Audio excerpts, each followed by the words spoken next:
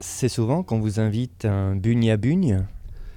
Non, c'est pas souvent. Le Bugne à Bugne, c'est la première fois. Mais j'avais déjà fait des sortes de spectacles dessinés, acteurs, improvisation avec Tony Curien. Moi j'aime bien, c'est des animations au sein de festival qui varient.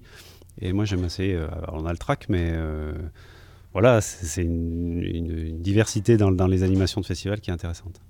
J'ai repris la série Boule et Bill il y a plus de 10 ans maintenant. Et à la demande du créateur, Roba m'a demandé de reprendre Boule et Bill. Il voulait que ça continue. Et comme moi, j'avais appris il y a plus de 25 ans le métier avec lui, j'ai été un peu son assistant pendant 3 ans. Après, j'ai fait mes BD. Et quand il a voulu s'arrêter, au début des années 2000, il m'a demandé si je voulais bien reprendre. Donc j'ai accepté, mais en même temps, je continue à faire mes projets personnels, mes bandes dessinées personnelles, parce que pour moi, c'est important de créer mes trucs à moi, quoi. L'auteur original a copié sur son propre cocker et son propre fils. Est-ce que vous avez été obligé d'acheter un cocker? L'éditeur voudrait bien que j'achète un chien. Je dis non, moi j'ai un chat à la maison, ça va, ça suffit. Oui, lui, il a créé Boule et Bill en regardant son fils et son chien faire des bêtises. Moi, non, moi j'ai un chat qui est plus calme, et les animaux, il y en a un peu dans le jardin, des écureuils, des oiseaux, mais j'ai pas envie d'avoir un chien, il faut s'en occuper, j'ai pas le temps. Et alors, il y a aussi une exposition.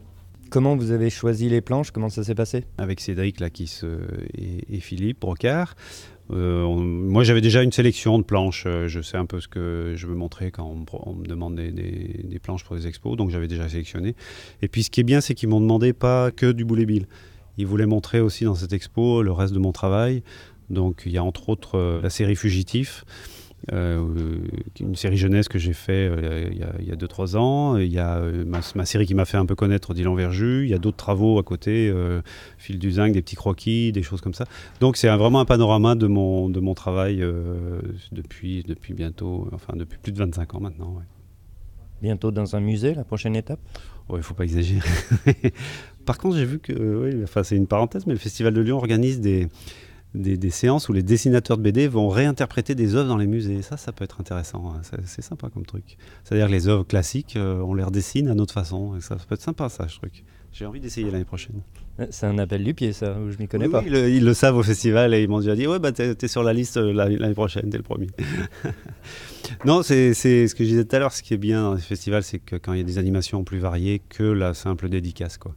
Je suis un peu fatigué des dédicaces, et du coup, faire ces choses-là, c'est plus marrant, quoi.